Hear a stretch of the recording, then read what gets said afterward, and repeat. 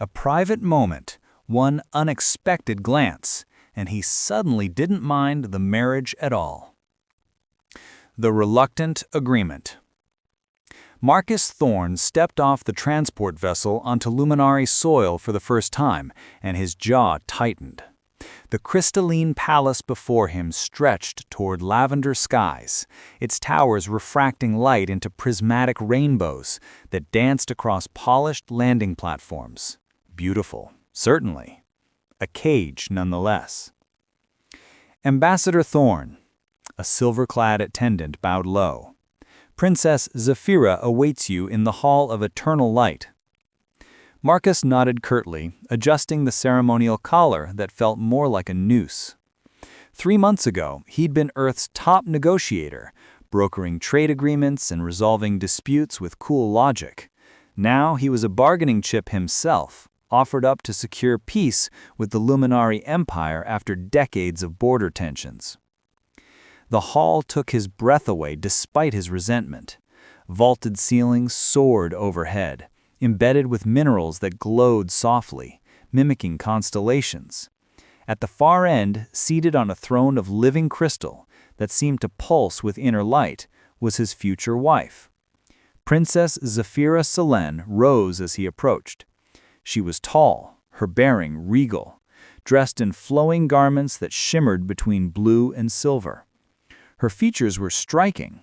High cheekbones, luminous skin that held an almost pearlescent quality, eyes the color of deep space. But her expression remained carefully neutral, revealing nothing. Marcus Thorne of Earth, she said, her voice melodic yet formal. Welcome to Luminara. Princess. He bowed as protocol demanded, the word tasting bitter. The wedding ceremony followed within hours. Efficient, political, devoid of warmth. Marcus spoke vows he barely heard over the rushing in his ears. Zephyra's hand was cool when he took it, her touch as distant as the stars visible through the transparent dome above them. Witnesses from both worlds watched with diplomatic smiles, satisfied that peace had been purchased with their lives. When it ended, attendants escorted Marcus to his chambers, opulent rooms connected to Zephyra's suite through a shared corridor. He stood at the window, watching Luminara's twin moons begin their ascent, feeling the weight of the golden band now circling his finger. A soft chime announced Zephyra's presence at the connecting door. She'd changed into simpler garments, though she maintained her formal posture. I thought we should speak privately, she said carefully, to establish expectations. Expectations? Marcus turned to face her. We've fulfilled the only expectation that matters. We're married. The alliance is sealed.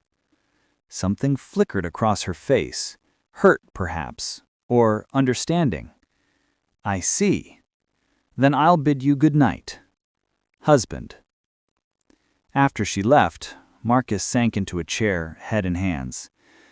This was his life now, bound to a stranger, living in a world not his own, all for the greater good. The romantic part of him he'd buried years ago in favor of pragmatism twisted painfully in his chest. Sleep wouldn't come. How could it, when everything familiar was light years away? A moonlit encounter.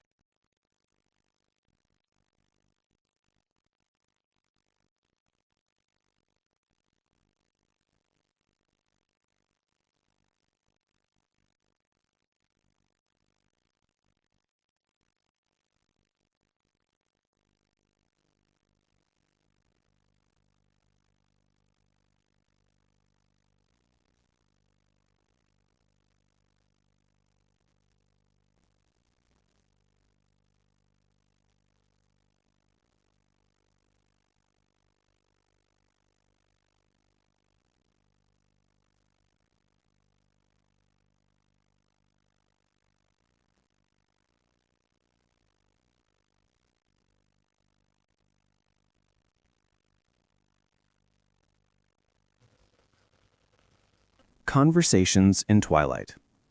The next evening, Marcus found himself drawn to the terrace again, though he wouldn't admit why.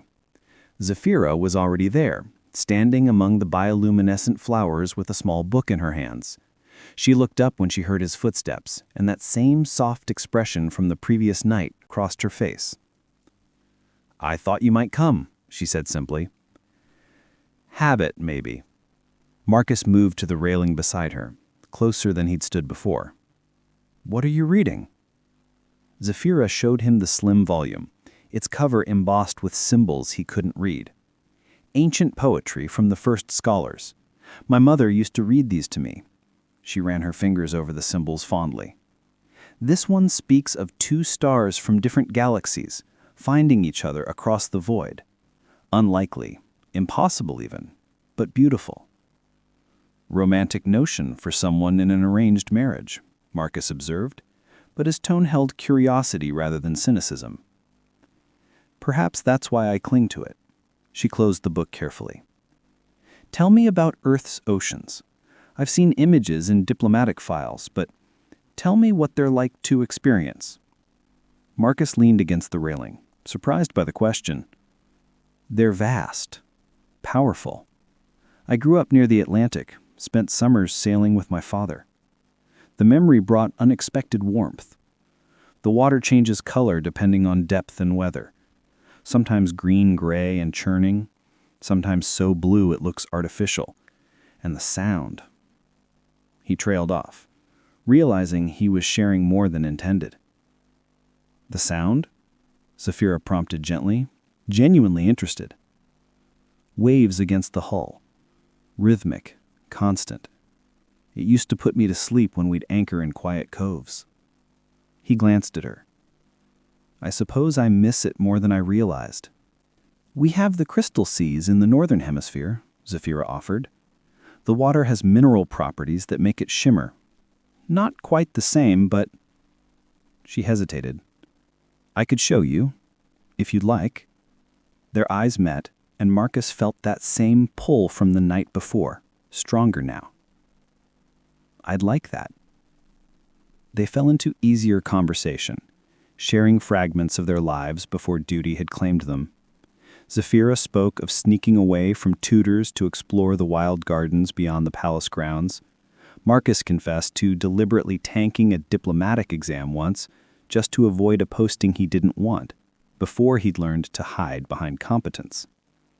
As they talked, Marcus noticed how animated Zephyra became when discussing things she cared about.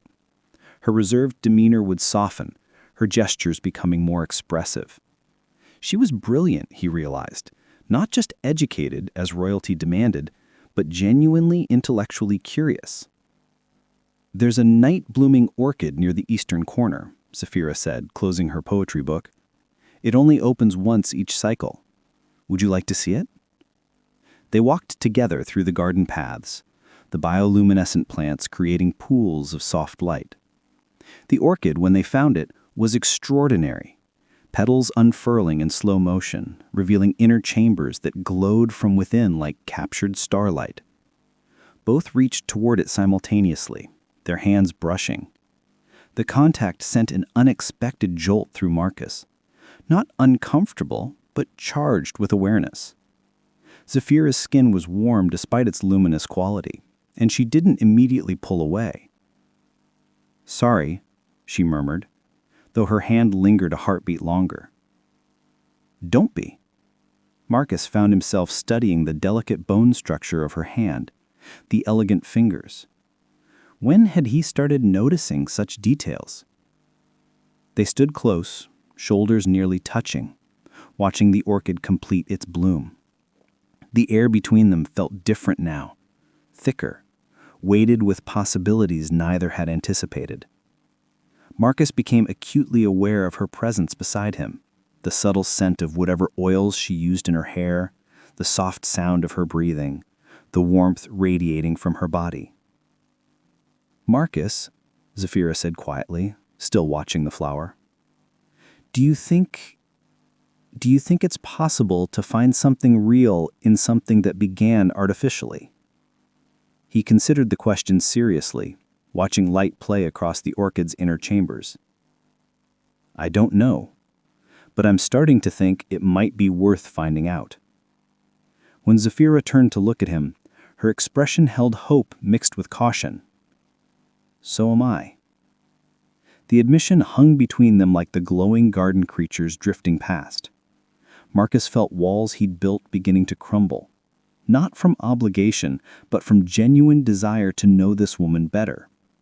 The resentment that had consumed him during the ceremony felt distant now, replaced with something tentative and new. They remained in the garden until both moons reached their zenith, talking about everything and nothing. When they finally parted, Marcus found himself already anticipating the next evening, the next conversation, the next moment of connection. As he settled into bed, Marcus replayed that accidental touch in his mind, the warmth of Zafira's hand against his, the way she hadn't pulled away. Something was shifting between them, subtle as moonlight but undeniable. What had begun as political necessity was transforming into something neither of them had expected. The thought should have frightened him. Instead, it brought a small smile to his face as sleep finally claimed him. The walls come down. 5 days passed in a rhythm Marcus had never anticipated finding comfort in. Each evening, as Luminara's twin moons began their ascent, he and Zafira met on the terrace. Their conversations deepened, moving from safe topics to vulnerabilities neither shared easily. She confessed her fear of failing her people. He admitted his struggle with feeling like he'd lost himself in becoming what everyone needed. On the 6th evening, Zafira surprised him with an invitation to the Royal Library, a private sanctuary she claimed few were allowed to enter. Marcus followed her through corridors lined with living crystal that pulsed gently, responding to their presence. The library took his breath away.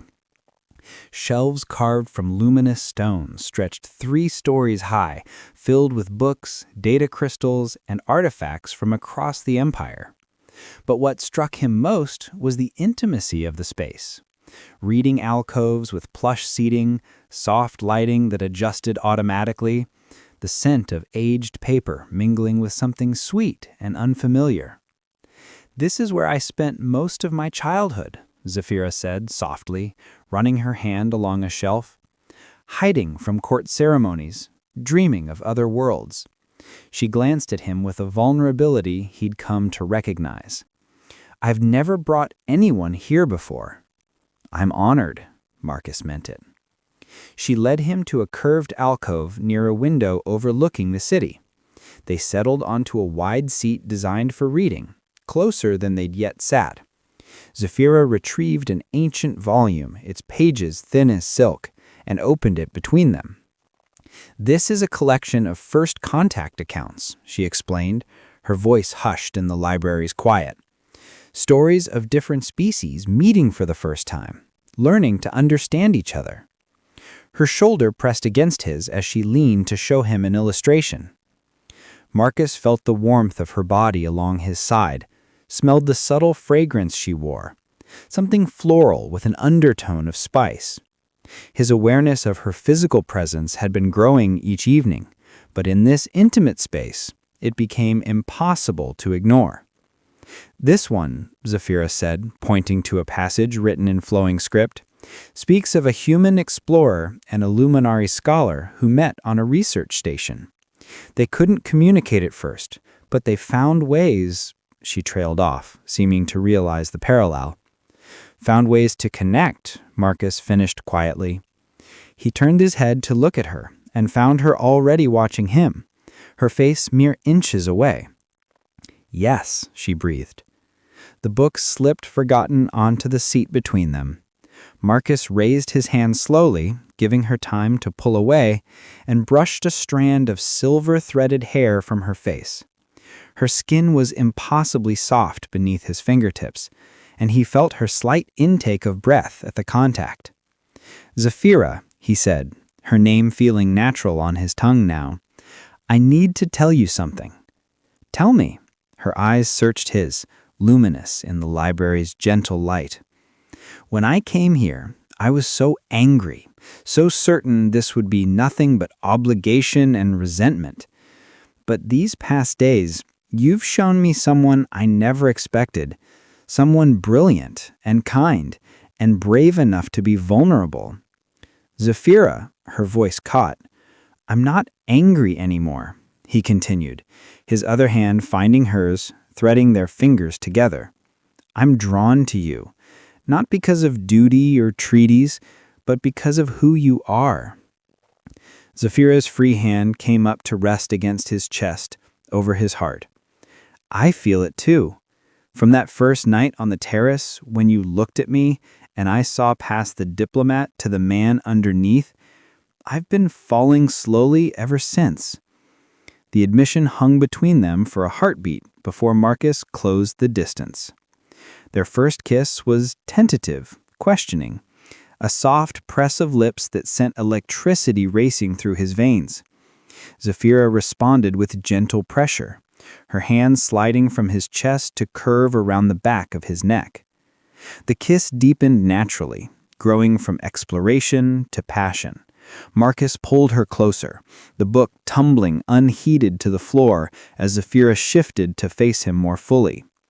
Her mouth was warm and willing, and when her lips parted beneath his, he tasted something sweet, the fruit wine she'd had with dinner.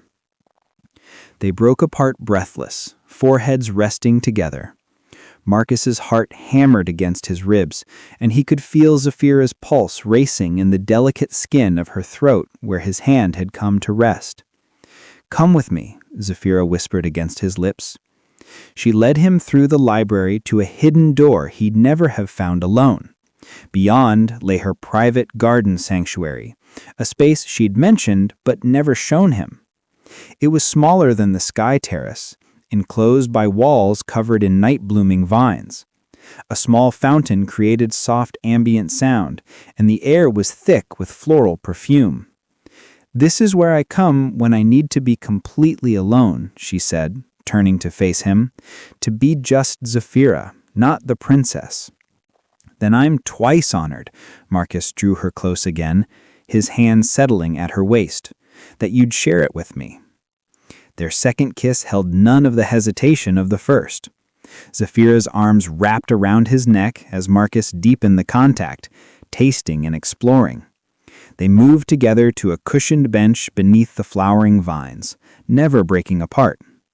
Marcus traced the elegant line of her spine through the thin fabric of her evening garment, feeling her shiver at his touch. Zafira's fingers threaded through his hair, tugging gently in a way that made heat pool low in his belly. Is this real? She whispered when they paused for breath. Not obligation or proximity, but real? Marcus cupped her face in both hands, studying eyes that had become precious to him. It's real, more real than anything I've felt in years. They stayed in the garden sanctuary for hours, sharing kisses and whispered confessions. Marcus learned the sensitive spot behind her ear that made her gasp softly. Zafira discovered that tracing patterns on his forearm made him pull her impossibly closer. They explored each other with growing confidence, learning the language of touch and desire. When Zafira finally led him back through connecting corridors to her private chambers, there was no hesitation in either of them. The room was softly lit, dominated by a bed that seemed to float on cushions of light. Marcus paused at the threshold, giving her one last chance to reconsider. Instead, Zafira took his hand and drew him inside. Their lovemaking was tender and exploratory, two people discovering each other completely for the first time. Marcus memorized every sigh, every catch of breath, every place his touch made her arch into him. Zafira was generous and responsive, her luminous skin seeming to glow brighter as passion built between them. Afterwards, they lay tangled together, Marcus tracing idle patterns on her shoulder, while Zafira's head rested against his chest. I never imagined it could be like this, she murmured sleepily. Marcus pressed a kiss to her hair. Neither did I. As Zafira drifted toward sleep, Marcus found himself wide awake, marveling at the transformation. He'd arrived on Luminara bitter and trapped.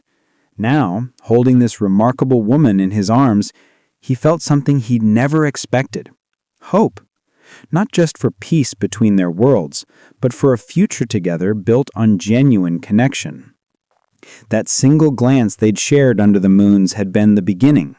This, holding her close, feeling her heartbeat synchronize with his own, felt like coming home. A new beginning. Dawn filtered through crystalline walls in shades of rose and amber. Marcus woke slowly, awareness returning in gentle layers. The unfamiliar but pleasant room, the warmth beside him, the silken weight of Zephyra's hair spilled across his chest. He remained still, not wanting to disturb her, marveling at how natural it felt to wake beside her. Zephyra stirred, her eyes opening to meet his. A slow smile curved her lips, unguarded and radiant in the morning light. "Good morning," she whispered. "Good morning." Marcus brushed a kiss across her forehead. "Sleep well?" "Better than I have in months." She shifted closer, draping an arm across his waist. "Stay a while longer?" They remained in comfortable silence, listening to the palace wake around them. Attendants moved quietly in distant corridors, and the hum of the city below filtered through open windows. Marcus felt a profound sense of peace he hadn't known he'd been missing. Eventually, duty called. They rose reluctantly, helping each other dress with intimate touches and stolen kisses. Zephyra's formal attendants arrived to prepare her for the day's council meeting, but she dismissed them briefly to share one more moment alone with Marcus. "Today we address the joint assembly," she said, straightening his collar with careful fingers. "Representatives from both Earth and Luminara will want to see that the alliance is solid." "It is." Marcus caught her hands, bringing them to his lips. "More than they know." The council chamber was even more impressive than the throne room. A circular space with a domed ceiling that showed real-time images of stars. Representatives from both worlds filled the tiered seating, their expressions ranging from curious to skeptical. Marcus and Zephyra entered together, and he felt the weight of scrutiny. Let them watch, he thought. Let them see what this marriage has become.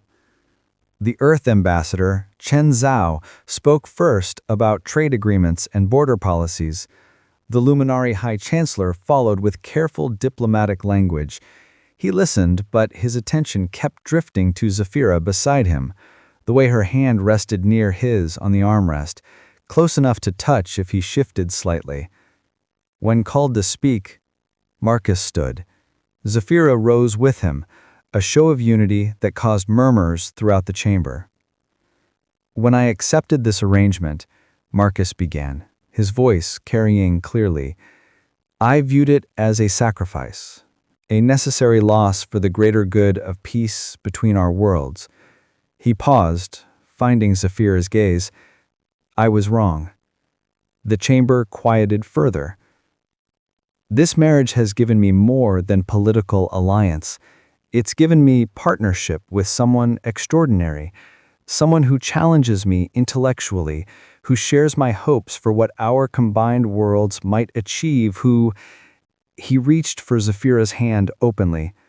"Who has shown me that the best foundations are built not from obligation, but from genuine respect and growing affection." Zephyra's fingers tightened around his as she addressed the assembly. Ambassador Thorne's speech truth. "We began as strangers fulfilling duty, but in these past days, we've discovered something neither of us expected. The possibility of building something real together. Our union represents more than political expedience. It represents hope that understanding between our peoples is not just possible, but inevitable." She turned to face Marcus fully, speaking to him as much as the assembly. "I stand here not just as Princess of Luminara, but as a woman who believes in the future we can create. Together." The assembly erupted in discussion, but Marcus barely heard it. He was caught in Zephyra's gaze, seeing reflected there everything he felt: wonder, certainty, and the kind of deep connection that couldn't be manufactured or forced. Ambassador Chen approached them after the session ended. "That was quite a statement, Marcus. Genuine, I presume?" "Completely." Marcus kept Zephyra's hand in his. "This alliance has become personal in ways I never anticipated." "Good." Chen smiled, the first real warmth Marcus had seen from him. "Peace built on authentic bonds lasts longer than treaties alone." He nodded to them both. "The council is pleased." As representatives filed out, Marcus and Zephyra remained, stealing a moment of privacy in the emptying chamber. "Did you mean it?" Zephyra asked quietly. "Everything you said?" "Every word." Marcus drew her close. "I came here expecting a cage. Instead, I found you." They walked through the palace together afterward, no longer maintaining careful distance.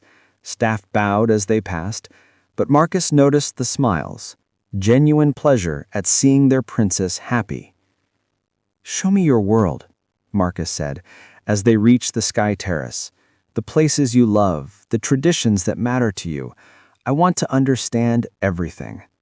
And I want to learn about Earth through your eyes, not diplomatic briefings, but real knowledge, your memories, your experiences." They spent the day exploring together, visiting the crystal seas Zephyra had mentioned, walking through markets where luminary vendors sold bioluminescent art, sharing meals prepared with traditional spices.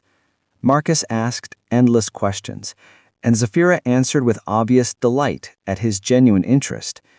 That evening, they returned to the sky terrace where it had all begun. The twin moons rose in familiar splendor, painting the gardens in silver and gold. "I keep thinking about that first night," Marcus said, pulling Zephyra into his arms. "When we stood here, as strangers, both trapped and miserable. And now?" Zephyra tilted her face up to his. "Now I stand here with my wife, whom I'm falling in love with more each day." The words came easily, truth freed from the constraints he'd once imposed. "For me, too." Zephyra's hands came to rest against his chest. "You looked at me that night like I was a person, not a princess or a diplomatic solution, like my feelings mattered. In that moment, I knew there might be hope for us." They kissed beneath the twin moons, no longer tentative or exploratory, but confident and deep. Marcus poured everything into it: gratitude for her patience, admiration for her strength, and the growing love that surprised him with its intensity. When they finally parted, Zephyra smiled against his lips. "Come to bed with me?" "Always."